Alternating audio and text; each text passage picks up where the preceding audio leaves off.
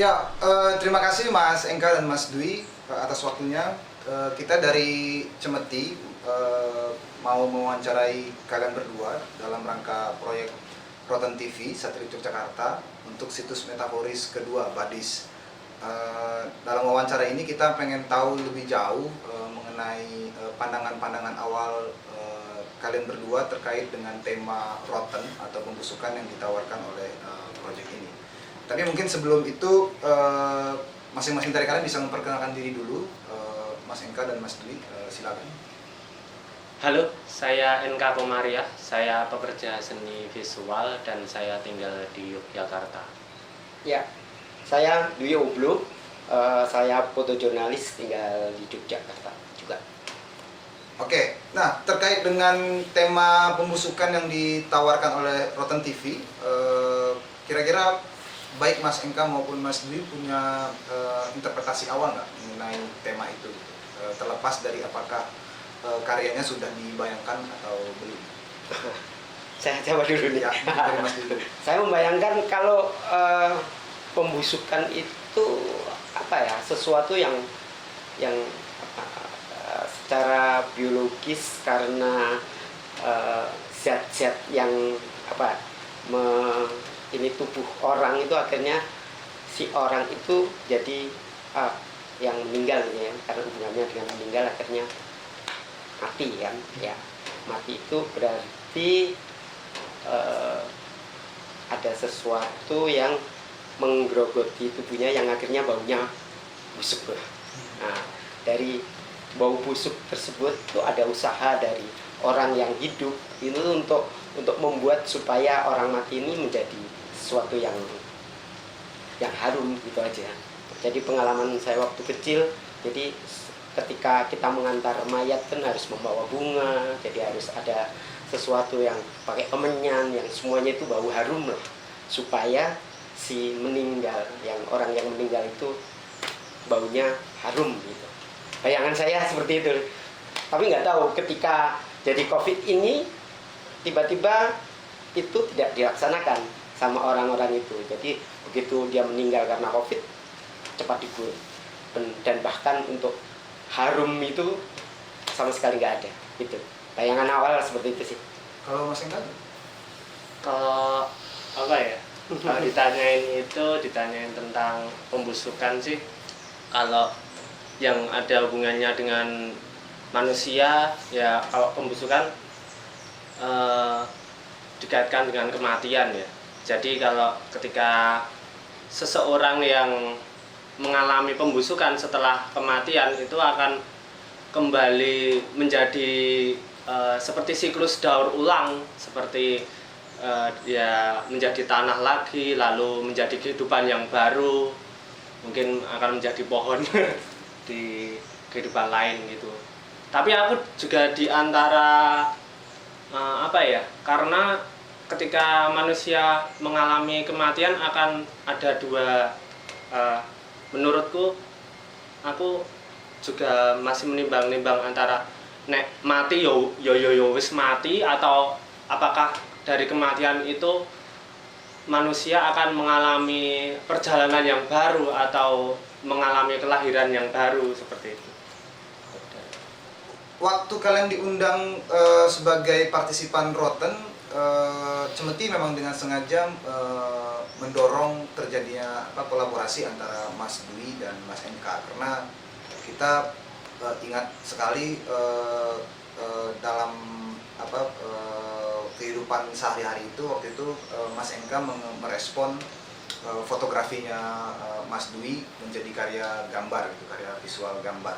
Nah, tetapi ketika diajak dalam Rotten TV ini dan dipertemukan sebagai kolaborasi, bagaimana kalian kemudian membayangkan proses kolaborasi ini nanti gitu?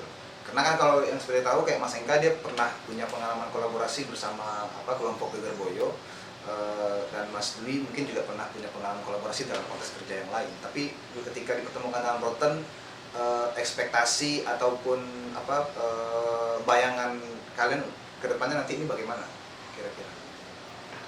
Oh, dulu. Kalau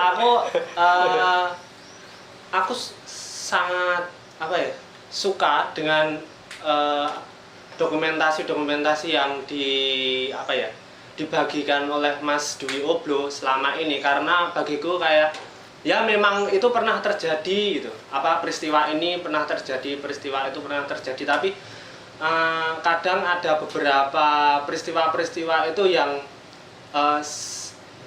banyak orang tidak bisa melihat langsung atau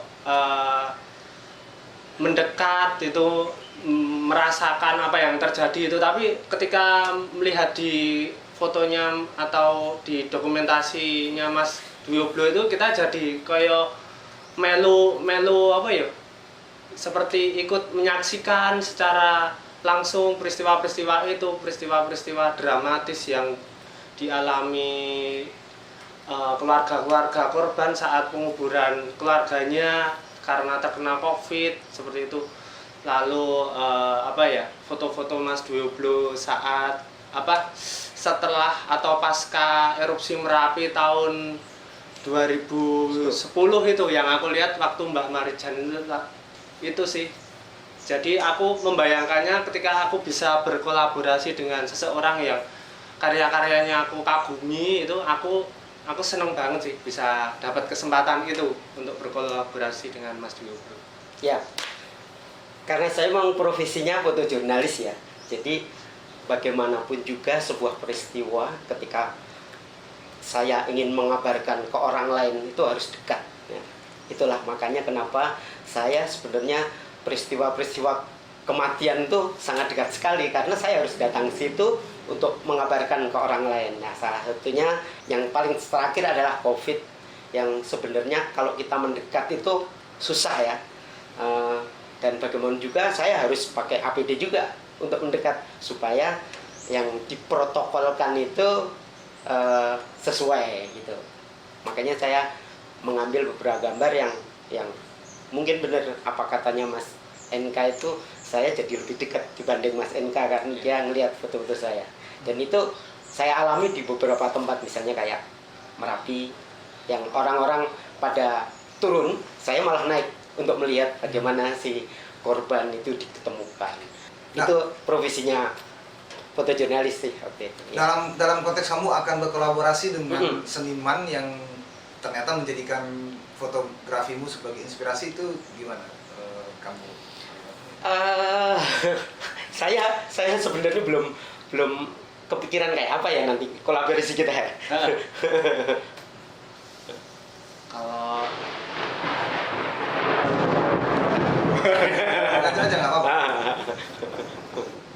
kalau bayangan bentuk kolaborasinya kita juga masih itu sih, masih ngobrol enaknya gimana itu, terus presentasinya akan seperti apa itu kita masih mencari. Sebetulnya aku ketemu Mas Dwi Oblo itu baru 2 kali ini. Sebelumnya hanya lihat-lihat dari Instagramnya Mas Dwi Oblo, terus ya waktu itu aku juga pernah meminjam visualnya Mas Dwi Oblo untuk aku gambar itu.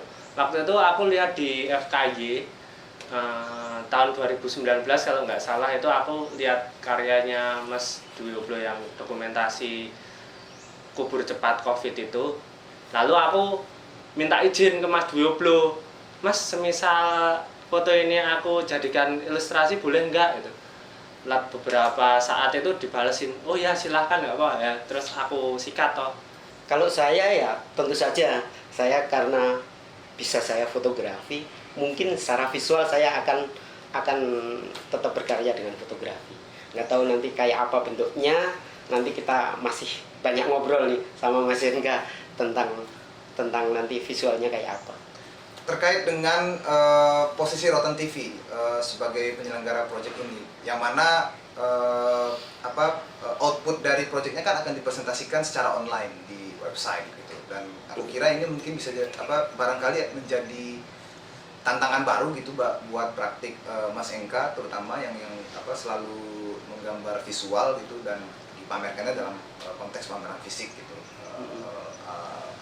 Dan Mas Dwi juga dalam konteks fotografi mungkin pernah pengalaman bagaimana itu dipresentasikan secara online. Tapi buat teman-teman entah itu ekspektasi atau hal yang menarik yang kira-kira terpikirkan dan menggairahkan dalam proses ini melihat posisi Rotan TV kemudian bagaimana? Cara dulu. Mas Engga dulu. Kalau aku aku masih mencoba untuk berpikir bagaimana cara aku nanti mempresentasikan karya, karena selama ini aku sebetulnya selalu mempresentasikan karya dengan karya fisik, karya berupa visual, berupa gambar atau apa. Nah, ketika nanti akan disajikan dengan cara online, pengunjung tidak bisa mengakses secara langsung atau melihat secara langsung. Itu itu jadi PR buatku itu. Apakah bagaimana aku akan mempresentasikannya nanti? Apakah aku akan mencoba dengan